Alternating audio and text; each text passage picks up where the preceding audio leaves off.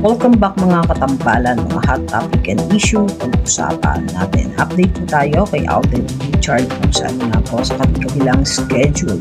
Itong si Alden, tapos nga po ang pagkapanalo niya bilang phenomenal box office king of Philippine cinema at sa naganap na world premiere naman ng Star on the Floor na kung saan nga ay hosted by Alden Richard at ang naganap na po na 75 years anniversary ng GMA na tinaluhan din itong si Alden.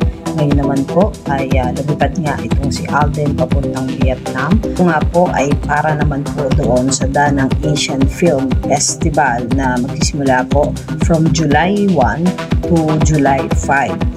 Makikita nga po doon sa post ng si Alden sa kanyang social media account na kasama po niya ang kanyang team papuntang Vietnam upang dumalo nga po sa Danang Asia Film Festival na gaganapin nga po sa Vietnam.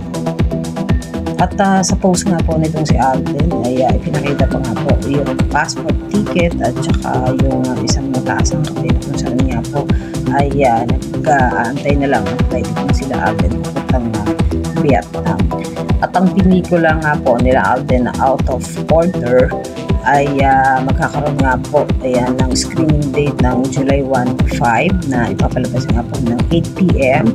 at 3 p.m. doon po sa Vietnam time. Po yung mga update natin ngayon kay Alden. Kayo mga katambalan, ano ang masasabi nyo? Comment lang sa comment section kung usapan natin.